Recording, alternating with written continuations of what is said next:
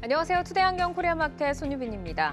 코스피와 코스닥의 분위기가 역전됐습니다. 2분기 역대 최고 실적을 기록한 삼성바이오로직스 훈풍으로 제약 바이오주로 온기가 돌아온 가운데 코스피는 2600선을 회복을 해줬고요. 어제 급락한 2차 전지주의 후폭풍으로 코스닥은 900선이 무너졌습니다.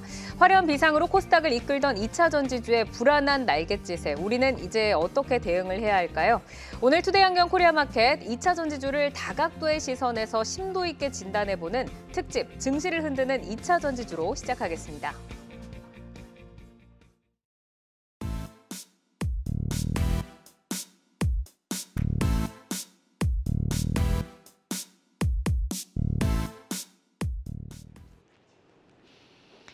네, 특집 대혼돈 증시 흔드는 2차 전지주. 조정 시 매수 기회일까요? 이제는 매도의 시점일까요? 2차 전지주를 이끌던 대장주들이 연고점을 기록한 어제 7월 26일이죠. 최고가 기록 중인 대장주들의 급락세가 연출되면서 변동성이 커졌습니다. 7월 26일 오전 2차 전지주에 무슨 일이 일어났을까요? 2차 전지 대장주인 에코프로, 포스코홀딩스, 금양 등 주요 종목은 신고가를 돌파하며 고공행진 중이었습니다. 에코프로는 장중 153만 원을 돌파하기도 했는데요. 하지만 오후 1시 30분 전후로 연쇄적인 급락세가 연출되면서 장 막판까지 극심한 변동성을 보였습니다. 주요 2차 전지 종목의 장중 고점 대비 저점 변동폭은 마이너스 25% 안팎의 큰 변동성을 보였습니다. 어제 신고가를 기록한 2차 전지 주요 종목들의 최고가 기준 상승률 보겠습니다. 에코프로가 1월 2일에 10만 6천 원, 7월 26일이 153만 9천 원으로 1351%의 상승률을 기록했습니다. 이번엔 포스코홀딩스 볼까요? 1월 2일 시초가가 27만 7천 원, 7월 26일 최고가가 76만 4천 원을 기록하면서 175%의 상승률을 기록했습니다. 이번엔 금양입니다. 1월 2일 시초가가 23,400원이네요. 어제 최고가가 19만 4천 원, 상승률은 729%에 달합니다. 이번엔 SK이노베이션 보겠습니다. 1월 2일 시초가가 15만 5,500원, 어제 최고가가 22만 9,500원으로 47.6%의 상승률을 기록했습니다. 네, 그렇다면 오늘장의 흐름도 보겠습니다. 어제 2차 전지주 변동성은 오늘장의 후폭풍을 몰고 왔습니다. 에코프로가 19% 이상 하락하며 100만 원이 무너졌고요. 포스코홀딩스도 5% 이상 하락하면서 60만 원 아래로 내려서면서 시가총액도 5위로 하락했습니다. 오늘 주요 종목들의 일일 변동폭도 컸는데요. 오늘 최고점과 최저점 기준으로 계산을 해보면 금양이 51%, 에코프로가 24%, 에코프로 BM이 22.6%의 변동폭을 보였습니다. 포스코 그룹주도 볼까요? 포스코홀딩스와 포스코퓨처엠이 15.9%의 변동폭, 그리고 SK이노베이션은 가장 낮은 10.7%의 변동폭을 보였습니다. 7월 시장을 이끌어왔던 2차 전지주가 흔들리면서 불안감이 확산되고 있습니다. 기회와 우려 사이, 그리고 호재와 악재 사이, 2차 전지주의 매수 기회일까요? 탈출의 기회일까요? 특집 대혼돈 증시 흔드는 2차 전지주를 통해 확인해 보시죠. 네, 특집 대혼돈 증시를 흔드는 2차 전지주. 2차 전지의 큰 날개짓이 그야말로 시장의 전체를 흔들고 있습니다. 자, 2차 전지주의 변동성이 투자 심리를 악화시키고 또 수급을 무너뜨리는 연쇄작용으로 번지면서 이 후폭풍에 대한 불안감까지 확산이 되고 있는데 사실 주식 가격이라는 것이 계속해서 오를 수만은 없습니다. 원래도 등락을 반복하면서 기업의 가치를 찾아가게 되는데 지금 문제는 급격한 변동성에 있는 것 같습니다. 어제 이제 오후에 점심 이후에 촉발된 2차 전지의 급락을 두고 현재 좀 다양한 의견들이 나오고 있는데 어떻게 판단을 하시는지 부장님의 의견을 먼저 여쭤볼까요? 어제 같은 경우는 이제 워낙 2차 전지 쪽으로 아침에 쏠림 현상이 좀 있었죠. 특히 이제 에코프로 그룹주랑 포스코 그룹주 두 개, 그러니까 총 4개 종목을 중심으로 해서 주로 소재 종목들만 올라갔던 것이고요. 장비 쪽은 어제도 좀 사실 빠졌습니다. 특히 이제 에코프로 그룹주, 그리고 포스코 그룹주 4종목 중심으로 올라가서 그 외에 이제 LG 그룹주라든가 셀 쪽으로도 확산이 됐었는데 1시 한 20분경부터 이제 그 매도세가 나타나면서 빠졌다. 이게 이제 그 뉴스 플로우인 거고요. 네. 제가 이제 판단한 거는 뭐냐면은 일단은 첫 번째는 이제 그저께부터 어제장 말고 그저께부터 그 포스코 홀딩스의 역대급 공매도가 일단 들어왔습니다. 그러니까 그 PBR 제가 한 배를 1차 목표가로 제시해 드렸던 적이 있었고요. 네. 67만 원이었는데 그게 철강주가 이제 PBR 한 배를 도달하니까 이제 그 외국인들 입장에서는 아직 이제 2차 전지 소재 산업에 대한 이해도가 좀 떨어지는 상황이고요. 그래서 철강주란 인식 때문에 뭐 퍼 한 3배, 4배 받을 기업이 그 이상 올라가니까 이거 습관적으로 공매도가 들어왔고요. 저는 일단은 외국 그 홍콩이라든가 싱가포르 쪽은 IR을 했기 때문에 좀 이해가 높아졌지만은 아직은 그 외 외국인들은 그 IR이 제대로 안 됐기 때문에 지금 이 포스코 그룹주가 철강주에서 2차 전지 소재 사업으로 변화되는 이거를 네. 잘 모르고 그냥 무지에 의한 공매도가 들어왔다고 볼 수 있겠고요. 네. 그래서 이게 그 에코프로 그룹주에서 공매도가 시작이 된 게 여기서 이제 개인들이 승리를 끝나나 했는데 이게 새로운 이제 싸움이 시작이 됐고요. 그 시작이 바로 포스코 홀딩스에서 시작이 됐다라고 볼 수 있겠습니다. 지금 그러면 오늘 뭐 2차 전지 같은 경우에는 조금 뭐 아무래도 더 흔들리는 현상이 있었고 반도체 쪽으로 좀 수급이 옮겨갔잖아요. 이런 쪽 들어서 좀 설명을 좀 들어볼까요? 그러니까 수급이 옮겨가지는 않았고요. 그 반도체를 그 사는 쪽에서 더 산 거고 2차 전지 파는 쪽에서 더 판 겁니다. 네. 이게 명확한 게 이제 그 이제 2차 전지 사는 사람들 계속 추가 매수를 하는 거고요. 그리고 반도체 쪽 그 보시는 쪽에서는 반도체 계속 가져가고 그런 상황이고. 기존의 수급이 그냥 연속성이 있게 네, 오늘 이제 그 뿐이다. 포인트가 뭐였냐면은 네. 이제 오늘 그 삼성전자랑 SK하이닉스 쪽 그 컨콜을 했는데 네. 이제 그 삼성전자가 그 낸드 쪽 감산을 한다 그랬습니다. 그래서 낸드 쪽에 좀 문제가 있던 SK하이닉스가 반사 이익을 볼 수밖에 없기 때문에 거기서 급등세가 나왔고요. 네. 그 순간에 SK하이닉스가 쫙 올라가는 순간에 2차 전지 섹터도 빠졌고 특히 LG화학과 LG에너지솔루션에 그 JP 모건과 모건스니 쪽에서 매도를 그 LG화학그룹주를 매도를 치고 그리고 그러니까 SK하이닉스에 집중적으로 매수하는 그 수급이 나타나서 네. 외국인 창구 두 곳에서 하이닉스롱 그리고 LG화학그룹주 숏 이렇게 반도체로 그 2차 전지 숏 이렇게 지금 수급이 들어온 것으로 보이고 그럼 에코프로는 변동성 계속해서 좀 지속이 될 거다라고 보실까요? 뭐 어느 정도 가격 조정은 좀 마무리 구간이라 보고 있고요. 이제 기간 조정은 필요하겠죠. 이게 왜 그러냐면 그러니까 80만 원, 82만 원 뚫게 되면 휴스퀴즈가 나온다고 사람들이 다 이제 알고 있었던 것이고 그리고 그 8월 말까지 그 8월 11일에 MSCI 지수 편입이 된 이후에 8월 말까지 주가 더 올라간다고 사람들이 생각해서 네. 그 쇼스퀴즈를 노린 단타도 많이 들어왔을 거고요. 거기서 100만 원세부터 단타가 많이 들어와서 150만 원을 한 목표가를 대체로 봤을 것 같고 거기서 이제 그런 차익 매물도 나왔고 그리고 이제 이게 밀리다 보니까 그 단타로 들었던 사람들이 손절할 물량이 나오겠죠. 그 에코프로는 원래 개인들이 잘 안 파는 종목인데 최근에 많이 판 게 이 단타 물량이 상당히 많이 그 손절 물량이 같이 나왔기 때문에 이런 변동성이 나타난 것이고요. 장기적으로 저점 매수해서 갖고 계신 분들은 흔들리지 않고 계속 이제 그냥 보유만 하는 거 매수보다도 좀 관망하면서 보유하다 보니까 매수세는 좀 약하고 그리고 파는 물량은 있고 그리고 이런 와중에서도 이제 그 공매도를 치는 입장에서도 눌렀다가 중간에 좀 상환했다가 다시 또 눌렀다가 상환했다 이런 식으로 그 어떤 그 매매를 그 공매도를 위한 매도 상황 이렇게 반복이 되면서 변동성이 커졌다라 볼 수 있겠습니다. 알겠습니다. 자, 오늘도 2차 전지주가 이제 대부분이 파랗게 물들었습니다. 7월에 시작됐던 그 2차 전지주의 상승 랠리는 뭐 그동안에 이제 쇼스퀴즈의 현상이 이끌었다라는 분석이 나오고 있는데 보통은 공매도로 인한 쇼커버링 효과가 뭐 종종 나타나고는 하지만 이렇게까지 뭐 좀 뭐 주주들과 개인들과 뭐 힘겨루기 양상이 이루어진다라는 거는 흔한 경우는 아니었잖아요. 저희 한국 시장에서. 근데 유독 2차 전지주에 이런 현상이 나타나는 이유는 좀 어디에 있다라고 보세요, 차장님? 뭐 과거에도 뭐 이런 비슷한 사례는 있었습니다. 뭐 셀트리온도 있었고 게임주들도 뭐 그런 부분이 좀 있었고 역시 이제 쏠림과 속도에 취한 수급이 문제였다라고 좀 보여지고요. 그것이 이제 반작용으로 나오는 이제 그런 일련의 과정이다 보시면 될 것 같아요. 2차 전지는 워낙 이 가정과 또 향후 미래에 대한 전망을 가지고 밸류에이션을 많이 했기 때문에 네.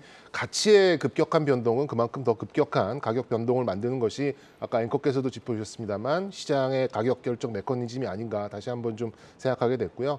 하지만 뭐 재료의 양과 질, 그러니까 호재의 양과 질에 있어서 타 섹터와는 비교가 안 될 정도로 좀 많기 때문에 평균적인 거래대금, 거래량을 그런 찾는 동안에는 다소간의 변동성은 있겠습니다만 네. 2차 전지가 이것으로서 뭐 매도의 기회고 끝났다 이렇게 보기에는 좀 너무 좀 비약이 된 게 아닌가 이렇게 좀 말씀드리고 싶습니다. 그렇죠. 뭐 미국 시장도 이제 뭐 개화하는 단계에서 결국에는 장기적인 성장성에는 의심이 없다라는 말씀이신데 사실 이제 2차 전지주가 좀 급격하게 상승을 하다 보니까 늘 그 고평가라는 꼬리표가 따라다녔습니다. 뭐 미래 일상생활을 그려보면 전기차, 뭐 전기 버스, 또 뭐 가정용 충전되는 뭐 ESS, 뭐 심지어 뭐 전자담배까지 온통 2차 전지가 필요한 그림이기는 한데 뭐 현재 뭐 밸류를 논하기는 좀 의미 없는 뭐 구간인 것 같기는 하지만 미래의 성장성을 당겨온다고 봤을 때 2차 전지 기업들의 가치 증가가 좀 충분히 타당하다라고 보실까요, 부장님? 그 앞에 전제가 좀 잘못됐고요. 그러니까 적정 가치를 좀 찾아가는 과정이고요. 그러니까 보통 이제 배터리라든가 이제 2차 전지 특히 양극재 쪽은 네. 그 3년 최소 3년에 그 포스코 퓨처 같은 경우에는 10년 계약짜리도 있고 네. 그게 거의 다 바인딩 계약이기 때문에 그러니까 물량 자체가 확정입니다. 여기서 변수는 이제 그 리튬 그 양극재 원료 중에서 가장 비중이 많은 이제 리튬 가격 한 네. 70% 정도 차지하니까 그거에 따라서 매출의 볼륨이 달라지는 것이지 사실상 확정 물량이고요. 배터리 같은 경우도 3년 정도는 거의 확정 물량이기 때문에 어느 정도 확정된 미래라 보시겠고 그렇게 되면은 그런 확정된 미래에는 밸류에이션에 반영을 해도 되기 때문에 네. 최소 3년치 정도는 밸류에이션에 반영하는 게 그게 적정 주가고 그러면은 그 포스코 그룹주 같은 경우는 외국인들의 공매도가 역대급으로 지금 들어왔다라고 하셨잖아요. 네. 그 부분은 어떻게 좀 해석해요? 앞서 말씀드린 것처럼 그 외국인들이 이 포스코 그룹의 어떤 그 밸류에이션에 대한 그 이해를 잘 못하고 있다라고 볼 수 있겠고요. 이해를 못해서. 그러니까 철강주로서 지금 보고 있기 때문에 아. 그 외국인들이 최고가 이제 52% 보유 비중에서 네. 지금 30%까지 떨어졌거든요. 와. 이게 언젠간 다시 50% 갈 겁니다. 그렇게 되면 그때 고점이 형성될 거라고 좀 보고 있고요. 지금 그 2차 전지 소재에 대한 이해가 없어요. 그래서 지금 아마도 이제 회사에서 이제 해외 IR을 또 하게 되면은 그게 알려질 것이고, 네. 그리고 3년 정도를 집중적으로 2차 전지 소재 쪽에 그 자금을 집행하고, 그리고 매출 비중도 철강의 비중이 낮아지면서 이제 소재랑 광물 쪽에서의 매출 비중이 올라갈수록 네. 그렇게 되면은 그게 이제 외국인들도 이게 이제 회사가 바뀌었구나를 인식하게 되면서 매수를 하게 들어올 건데 지금은 아직은 그걸 이해를 잘 못하고 있다라고 볼 수 있겠습니다. 아직은 조금 시간이 걸릴 것 같다 싶은데 지금 2차 전지주를 보는 그 투자자의 눈을 보면 사실 이제 2차 전지주의 장기적인 성장성에 대해서 모두들 좀 이해를 하고 계시는 이 상황에서 조정이 나온다고 하면은 나 매수를 해야겠다라는 마음도 있을 것 같고 아니면 뭐 보유하신 분들일 수도 있고 모아가시던 분들일 수도 있고 2차 전지주의 좀 변동성이 길어질 것 같으니까 잠깐 좀 놓아주자 하는 분들도 계실 것 같은데 정경민 차장께서는 어떤 쪽이 좀 더 유리하다라고 보세요? 네, 뭐 워낙 이제 쏠림이 심했기 때문에 변동성이라는 게 이제 위로도 나타날 수 있고 아래로도 나타날 수 있다고 좀 보입니다. 네. 상당한 변동성은 있겠습니다만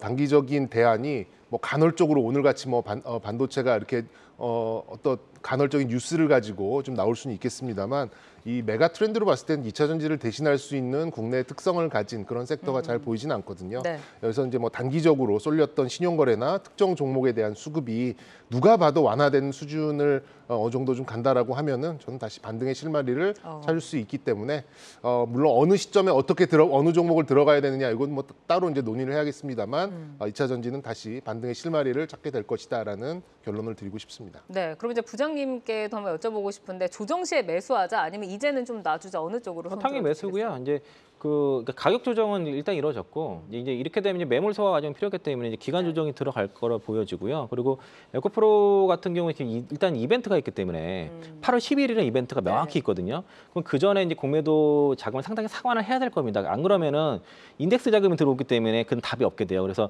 이런 조정을 이용해서 빠르게 상환이 될 가능성이 상당히 높다고 볼 수 있겠고, 그리고 계속 이제 21선에서는 항상 매수 기회였는데 오늘 네. 21선을 일단 깼습니다. 이제 여기서는 뭐 매수 기회로 보셔도 좋을 것 같고요. 그리고 그 제가 이제 그 에코프로 같은 경우는 그 적정 주가를 182만 원을 말씀드렸었는데 최고가가 153만 9천 원이거든요. 네.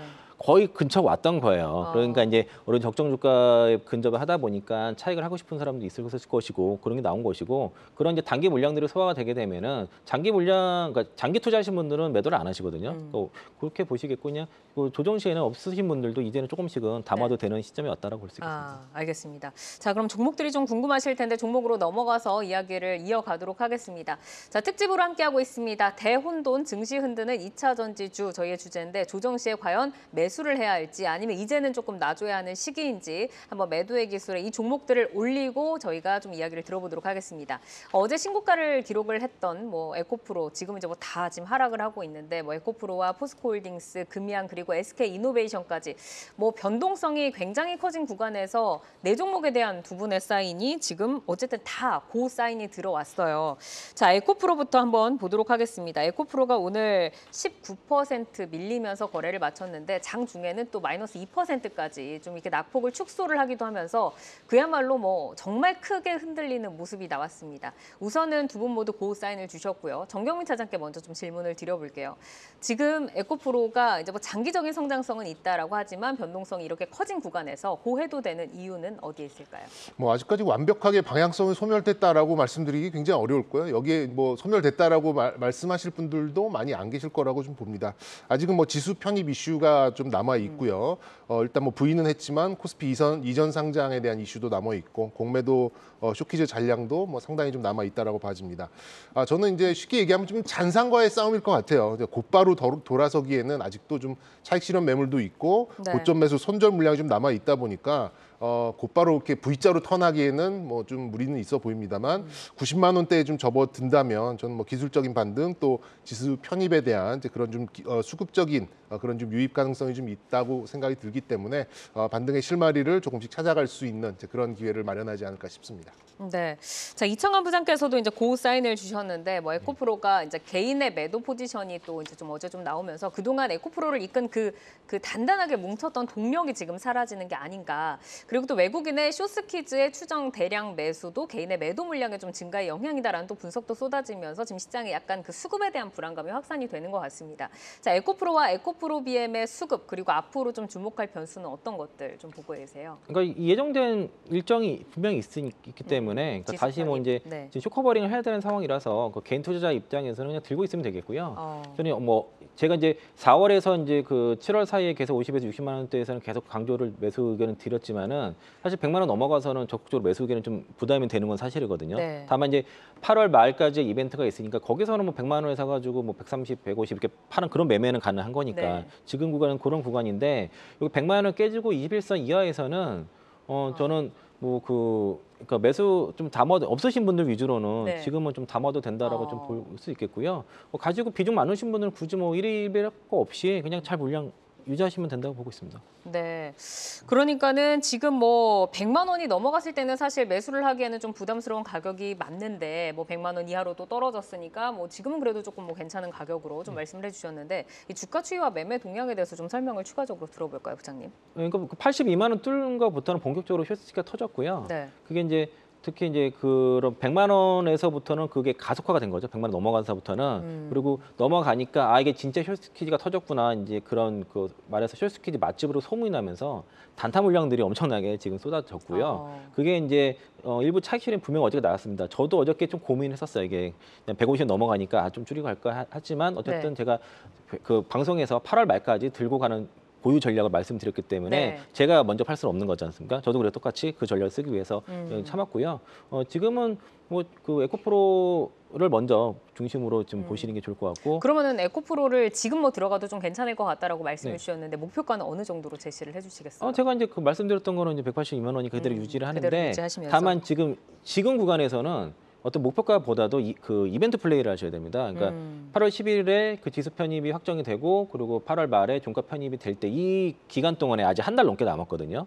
그러면 이제 그 기간 동안에 만약 올라가게 되면은 뭐 8월 말 정도에는 좀 비중 좀 줄이실 필요는 있겠죠. 그러니까 일정이 지나고 나서는 조금 물량을 줄여보지만 지금으로는 모멘텀 플레이가 있기 때문에 좀 유지를 하자. 네, 줄였다가 다시 조정 네. 나오면은 그때 다시 또 다시 또 물량 매수를 하는 방법으로. 되겠습니다. 자, 알겠습니다. 자, 그러면 이제 포스코홀딩스로 좀 넘어가 보도록 할까요?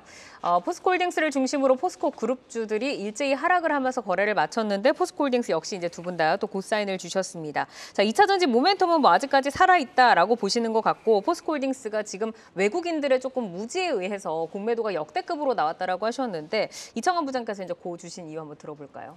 말씀드린 그대로고요.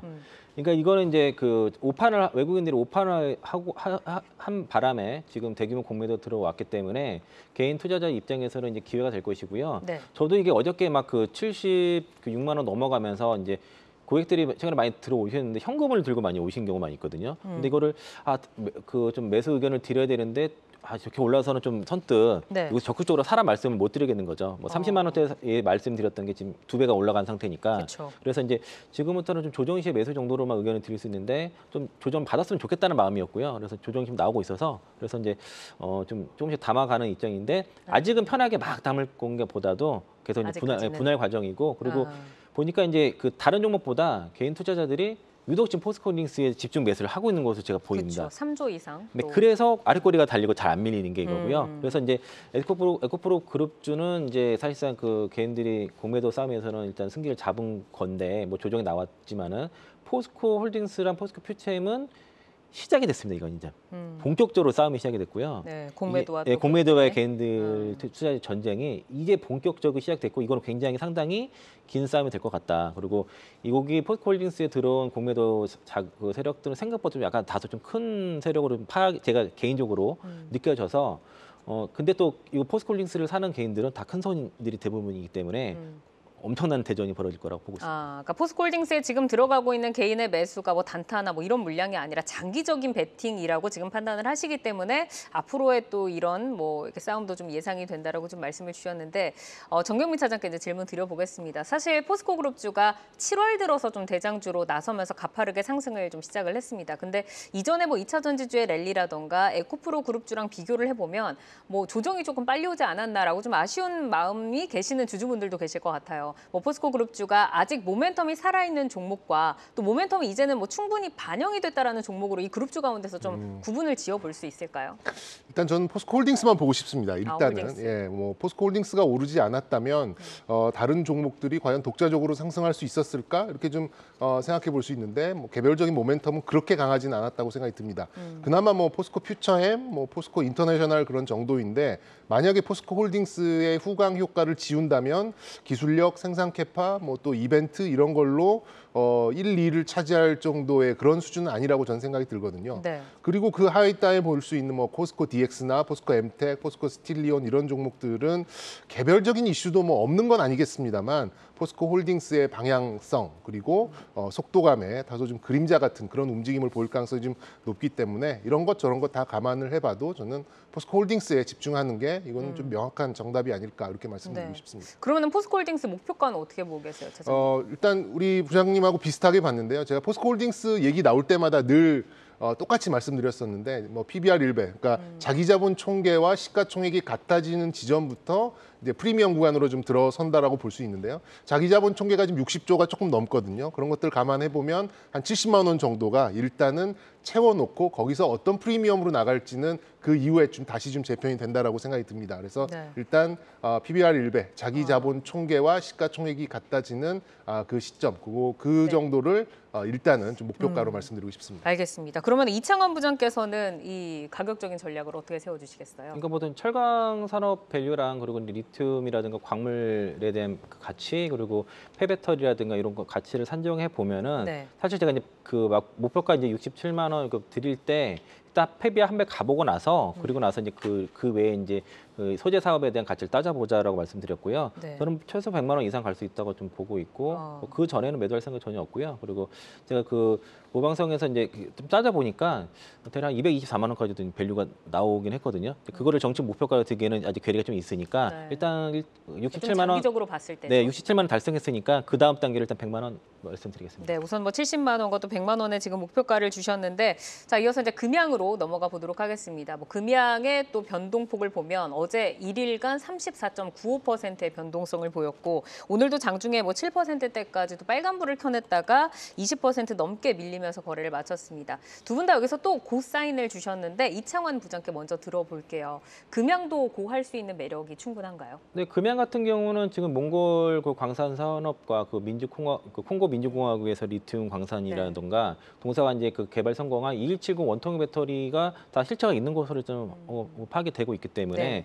거기에 대한 아직 매출이 어떻게 나올지는 모르겠지만 일단 그 기대감이 있고요. 또 원통형 배터리 같은 경우에는 국내 이제 세 번째입니다. 그 LG 엔솔과 그 삼성 SDI 다음으로 그 국내 세 번째로 그 개발을 했고 동남아 시장으로 뭐 오토바이라든가 이론차 쪽으로 진출이 가속화된다 그러면은 뭐 가능성이 있다고 볼 수 있겠고 또 하나 이벤트가 금양도 지금 그 8월 11일 MSCI 네. 편입 이슈가 있는데 이게 급등했을 때만 해도 그 편입 기대감이 낮았는데 이게 빠지면 오히려 지금 편입 기대감이 있거든요. 오히려 그래서 그 편입 기대감 때문에 가봐야 알겠지만은 주가가 이렇게 더 이상 올라가지만 않는다면은 오히려 그게 호재될 가능성이 있고 그때부터 급반등 가능성이 있는 상황이고요. 그리고 대략 10만 원 라인 정도가 지금 어떻든 지지 라인인 것 같습니다. 그 가격대가 대략 한 21선 정도 돼서 네. 거기서는 좀 지지가 좀 될 가능성이 있지 않나 싶고 그리고 주가 예측이 정말 어려운 종목이 금양이고 그렇죠. 뭐 생각지 못하게 막 가니까 네. 그래서 이거는 쉽게 매도 의견 내기 좀 어려울 것 같습니다. 금양이 참 엄청 어마어마하게 올랐는데 금양은 보면은 뭐 투자 경고 종목 지정에도 7월에만 170% 상승을 했더라고요. 이 금양의 상승을 이끄는 동력이 좀 어디에 있다라고 보시는지 뭐 차장님께서도 앞으로 좀 주가를 이끌어갈 모멘텀 좀 충분하다라고 보세요. 굉장히 좀 재미없게 지금 이 부장님하고 너무 비슷한 지금 의견을 계속 말씀드리는데 네. 단기적으로 역시 이제 지수 편입에 대한 그런 수급적인 이슈죠. 그게 좀 가장 크다고 생각이 들고 긴 시각으로 본다면 이제 리튬 그리고 더 자세히 본다면 역시 이제 수산화 리튬의 국내 생산 이런 것들이 중국 물량을 대체한다 뭐 이런 좀 큰 그림이 좀 있는 거예요. 하지만 금양은 아시다시피 펀더멘탈이 지금 약하죠. 그러니까 현시감이 굉장히 약한 종목입니다. 그러니까 다소 불확실한 미래의 호재를 현가화한 이제 그런 좀 가치가 좀 형성이 되어 있기 때문에 네. 저는 지수 편입 이후에는 사실 주가의 향방이 잘은 좀 가늠이 되진 않습니다만 적어도 시장은 이 회사가 이렇게 발표했던 계획과 이런 예정들이 실제로 진행되는가는 어느 정도 지켜본다고 생각을 합니다. 그렇게 봤을 때는 시간을 어느 정도 좀 부여해 줄 거라고 좀 생각이 들기 때문에 지수 편입 전후 해석까지는 주가를 뭐 꺾어버릴 이유는 없다 이렇게 좀 생각이 들어서 네, 우선은 일단 고사인 드렸습니다. 지수 편입에 이제 수급이 유입될 수 있는 그 모멘텀을 좀 짚어주셨고, 자 이어서 SK 이노베이션으로 넘어가 보도록 하겠습니다. 유중의 우려를 딛고 승승장구하던 주가가 2차 전지의 변동성을 피해가지 못했죠. 오늘도 8% 넘게 밀리면서 거래를 마쳤는데 두 분 모두 고사인을 주셨습니다. 자 정경민 차장께 들어볼까요? SK 이노베이션 이제 좀 출발하나 싶었는데 더 갈 수 있을까요? 저는 그렇게 보고 있고요. 뭐 포스코와 마찬가지로 뭐 아직까지는 SK 이노베이션도 정유 회사죠. 네. 정유 회사고 연결 기준으로 잡혀 있습니다만 SK온의 가치가 이제 반영되기 시작했는데 좀 하락에 좀 문매를 좀 맞은 게 아닌가 좀 생각이 듭니다. 사실 이제 포스코가 이 시장에 던져준 것들이 상당히 좀 많다라고 생각이 드는데 뭐 LS 같은 종목도 비슷하다고 생각이 들고요. 뭐 고려아연도 그렇고 여러 가지 이제 그동안은 곁다리라고 좀 생각이 들었던 이제 이런 사업들이 좀 부각이 되면서 가치 상승이 나온 거라고 보여집니다. 물론 이제 정유 산업의 민감도를 이제 피할 수는 없겠습니다만 다른 이제 셀 업체들 못지않게 IRA를 잘 준비를 했고 증설도 굉장히 공격적으로 좀 했기 때문에 중장기적으로 전 포스코와 마찬가지로 자기자본 총계인 한 23조 4조 정도의 시가총액은 목표가를 좀 삼으시고 가셔도 괜찮지 않을까라는 차원에서 고사인을 드렸습니다. 네, 말씀 주신 LS는 오늘 같은 시장에서도 정말 네. 강하더라고요. 굉장히 싸 보이거든요. 네. 예, 포스코랑 비교를 해봤을 시가총액을 때. 대비해 봤을 때. 자, SK 이노베이션이 사실 뭐 유중의 충격을 딛고서도 그 SK의 흑자 전환 기대감이 좀 주가를 끌어올렸잖아요. SK 온의 가치를 이제 좀 반영을 해서 가나 싶었는데 20만 원을 돌파하면서 신고가를 쓰다가 주가가 그 변동성에 휘말렸습니다. 뭐 그동안은 사실 상대적으로 주목을 받지 못했던 종목이어서 이 조정 구간에서 좀 더 담고 기다려볼까 뭐 이런 매력적인 구간으로 인식하시는 분들도 계실 것 같은데 SK 온의 흑자 전환 기대감과 하반기 실적적인 모멘텀은 여전히 살아있다라고 보세요. 네, 맞습니다. 그 이제 동사가 이제 수율도 올라가고 그 디스태킹 그 기법으로 해서 수율과 또 이제 수주 잔고도 이제 3분기에 급하게 많이 오른 상태고요. 그리고 이제 그 SK 온과 포드 합작사에 특히 이제 미국 정부로부터 12조 정도를 그 조건부 대출을 받았거든요. 그래서 이제 증설 자금을 상당히 해소했기 때문에 어떤 그런 그 2차전 그 배터리 산업에 대한 성장 모멘텀을 그대로 갖고 있고 최근에 또 올라온 게 그 정유 사업 특히 이제 유가가 올라온 이유도 좀 있었습니다. 사실 그런 이유도 있었던 상황이고 제가 방송에서 SK 이노베이션 목표가를 30만 원 드렸었거든요. 네. 그래서 이제 아직은 뭐 도달을 못했는데 그 매물대가 작년 5월달 거기까지 갔습니다. 그래서 그 매물대가 한번 나왔던 것으로 보이고요. 대략 한 18만 원 정도면은 그 정도 조정 추가 왔을 때는 저는 적극적으로 매수하셔도 좋을 것 같고 유증 그로 인한 빠진 것보다 올라왔거든요. 그러면은 그 유증 무조건 받아야죠. 그러면은 유증을 받기 위해서라도 조정 시에는 뭐 적극적으로 매수하셔도 전 좋을 것 같습니다. 네.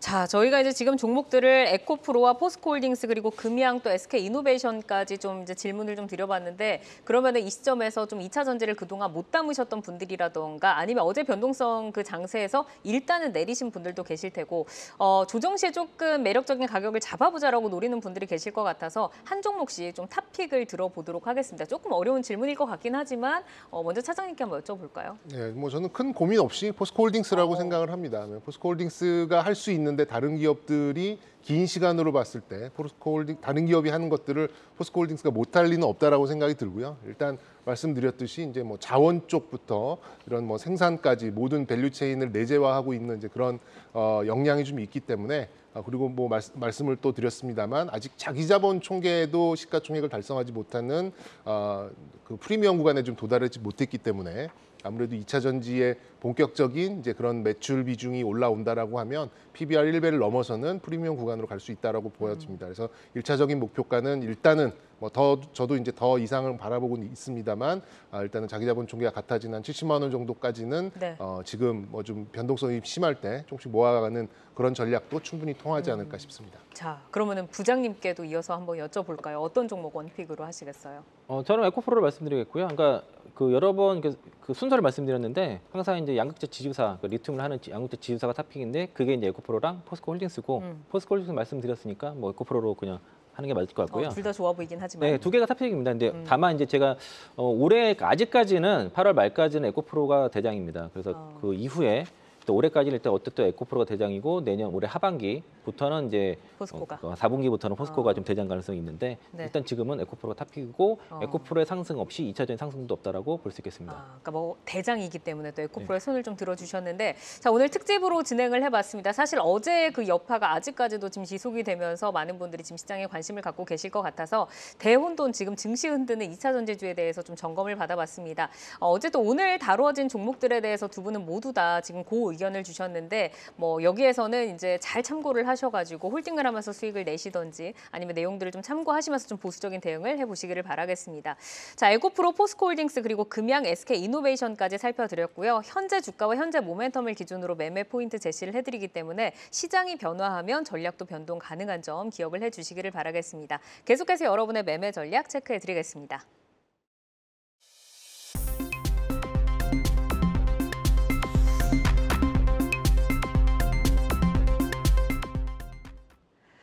정규장 마감 후 4시부터 6시까지 진행되는 시간의 투자리그입니다.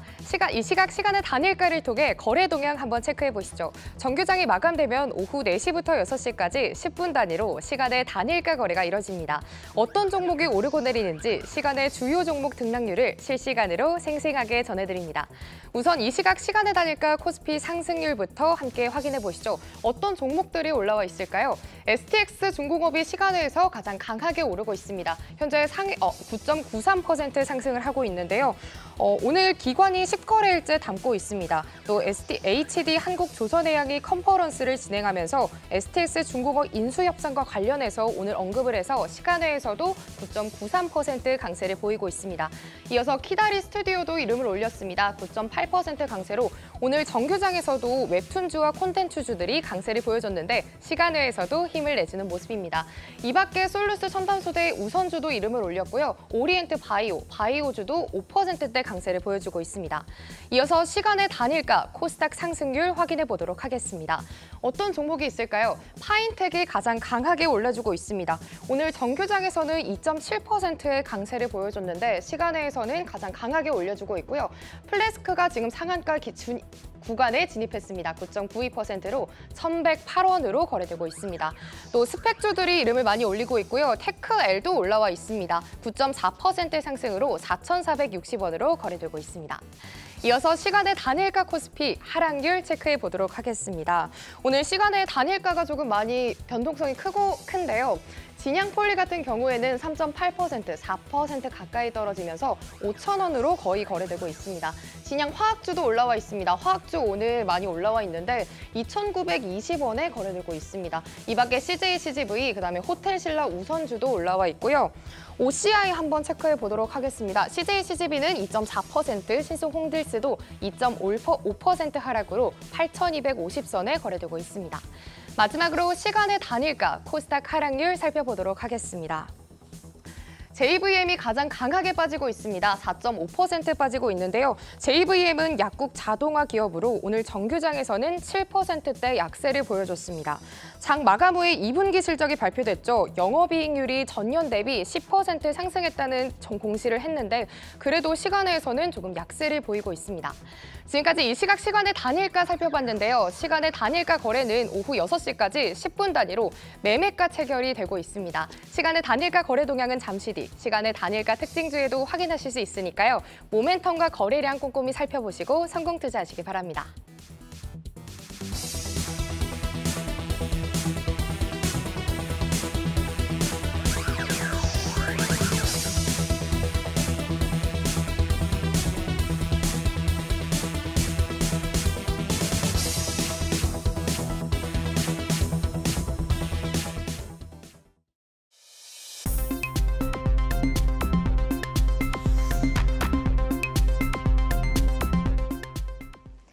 다양하게 부각되는 이슈와 모멘텀 속에서 연속성 있는 재료로 우상향할 주인공 누가 될까요? 주도주로 떠오르게 될 종목을 미리 만나보는 라이징 스탁입니다. 자, 오늘 세 분이 가지고 오신 라이징 스탁 화면으로 종목 확인해 보시죠. 자, 강석훈 PB, HD 현대일렉트릭, 이창환 부장 SM, 정경미 차장, 이녹스 첨단 소재 가지고 오셨습니다. 강석훈 PB의 라이징 스탁, HD 현대일렉트릭 먼저 만나볼까요? 라이징 포인트 먼저 소개해 주시죠. 네, 첫 번째 라이징 포인트로 영업이익률 증가 속도가 빠르다는 점을 꼽았고요. 그 다음으로 수주 잔고가 증가하지만은 공급이 부족해서 호황은 계속될 거란 점을 두 번째 라이징 포인트로 꼽았습니다. 네, 지금 뭐 이익률 증가, 수주 잔고, 또 호실적 뭐 이런 것들이 좀 나왔는데 어제 이제 호실적 발표한 그 좀 세부 내용 그리고 이익률의 증가가 얼마나 좀 빠르게 지금 속도감이 있는지 한번 들어볼까요? 네, 우선 영업이익률 증가에 대해서 말씀드리겠습니다. 네, 어제 26일 현대일렉트릭의 2분기 실적 발표가 이루어지게 됐는데요. 매출액은 2,425억 원으로 전년도 2분기 대비해서 19% 더 올랐고 영업이익은 588억 원으로 무려 116% 올랐습니다. 결과적으로 영업이익률은 9.2%를 찍으면서 굉장히 좋은 수치들이 나오고 있습니다. 작년 동기 5% 정도 나온 뒤 영업이익률이 7% 그리고 8%를 찍다가 현재 9%대로 올라가면서 4%포인트 오른 것이죠. 이는 미국을 포함한 선진국들이 노후화된 전력 설비를 교체하는 국면에 놓여져 있고 이와 함께 에너지 전환에 추가로 신규 수주가 더해지면서 본격적인 실적 성장 사이클에 들어왔기 때문입니다.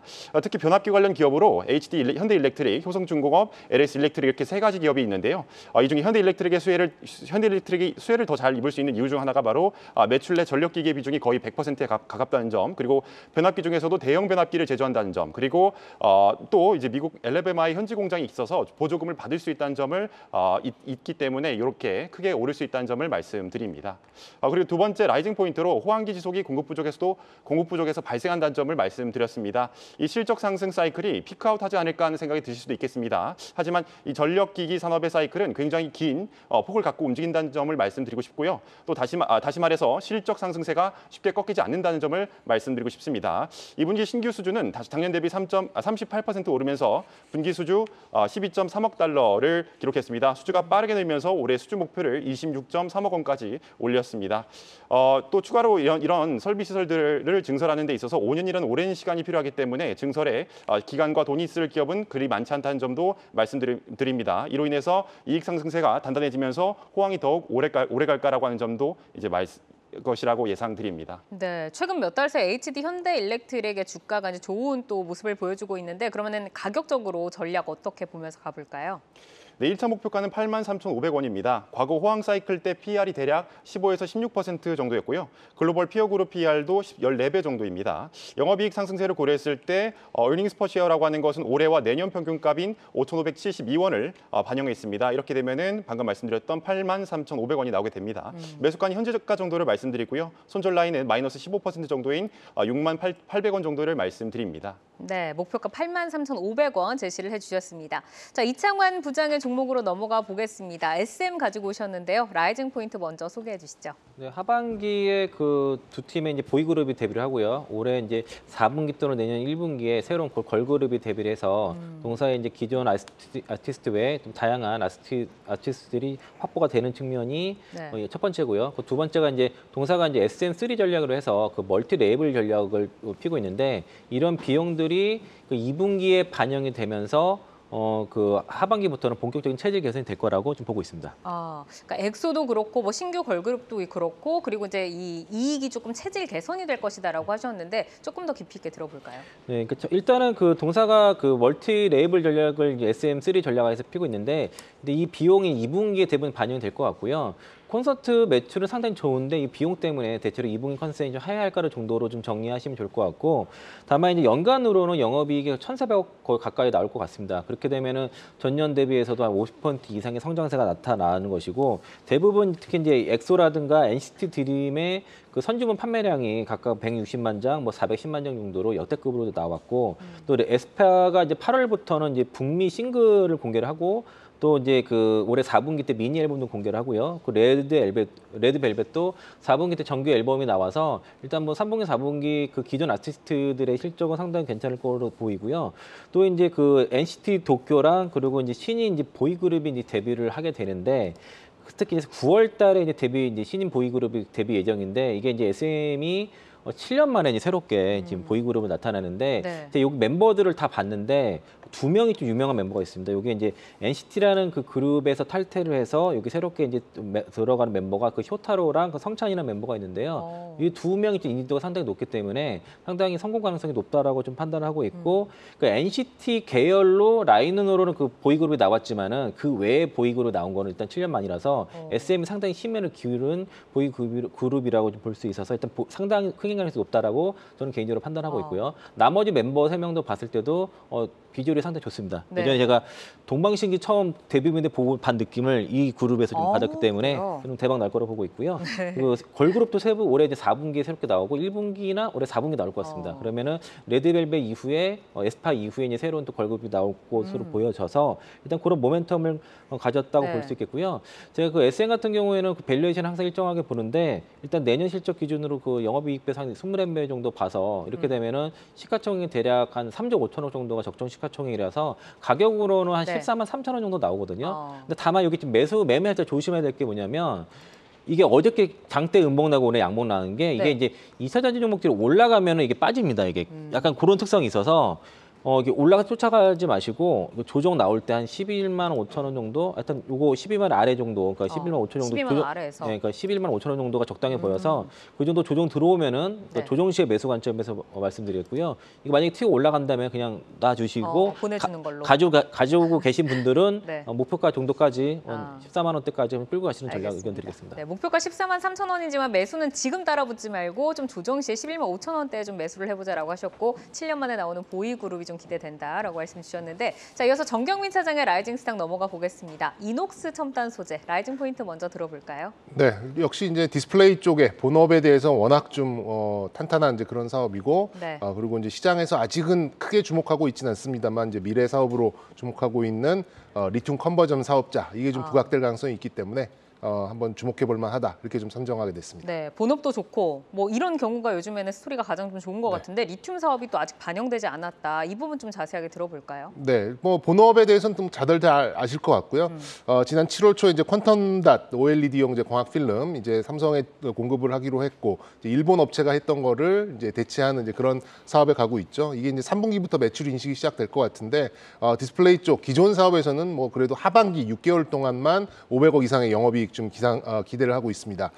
미래는 이제 리튬, 그러니까 탄산 리튬을 수산화 리튬으로 바꾸는 그런 컨버전 사업자로서의 이제 가치 부각을 좀 기대하는데요. 뭐 포스코나 에코프로나 뭐 금양이나 사실 여러 가지 호재가 있지만 어떤 트리거를 당겨줬던 거는 수산화 리튬이라고 생각이 드는데, 향후 2026년부터 이제 2만 톤 그리고 이후 증설까지 좀 생각을 해본다면, 뭐 여러 가지 이제 비용이나 감가상각 이런 것들을 감안하더라도 1년에 뭐 600억에서 1,000억 정도의 영업이익이 추가되는 거는 충분히 그려볼 수 있을 것 같습니다. 그렇게 네. 본다면 연간 1,000억 후반대에서 2,000억 이상의 영업이익을 좀 기대할 수 있기 때문에 현재 PER 밸류를 감안한다면 길게 봐서는 2조 이상의 시가총액도 기대해 볼 수 있지 않을까, 이렇게 좀 말씀드리고 싶습니다. 그렇게 되면 목표 주가는 얼마일까요? 하지만 이제 모든 게 이제 그 다 순서가 있고 또 이제 그 밸류를 또 찾아가는, 달성해가는 이제 그런 것들이 좀 있다 보니까 일단 뭐 저는 한 5만 8천 원, 역사적 신고가입니다. 5만 8천 원이라 하더라도 지난번에 만들었었던 5만 8천 원이 역사적 신고가 영역이고요.